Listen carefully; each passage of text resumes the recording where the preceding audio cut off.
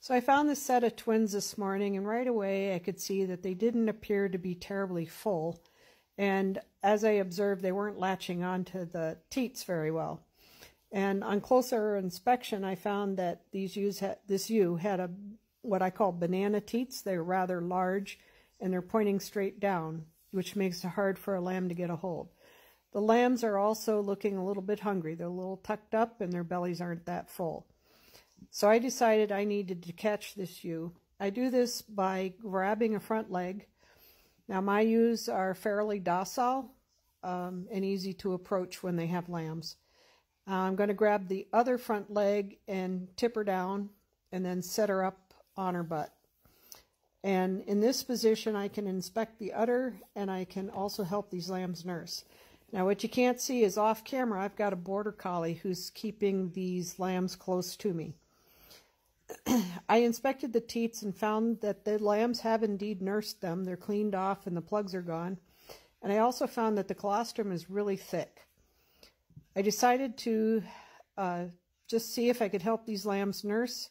So I do that by laying them across the leg of the ewe, and I fill the teat full of milk, and I plug the lamb onto that teat and squirt the milk into their mouth. And usually, if they're really hungry, they'll take off suckling. Now, these lambs are still wet, so they should have a good suckle reflex right now. Neither lamb was interested in any milk. One nice thing about lambing when it's 68 degrees is that I have all day to decide whether these lambs need any further intervention. I'm just about done with the first lamb. If you watch to my left, Betty is going to push the other lamb up towards me so that I can catch it and give it a try.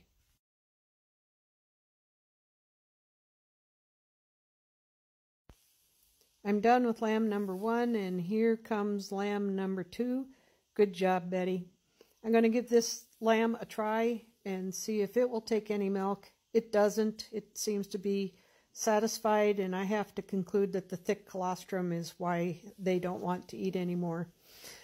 Anyway, this ewe is going to be marked down as a less than desirable udder, but she's going to get a little slack for being 9 years old.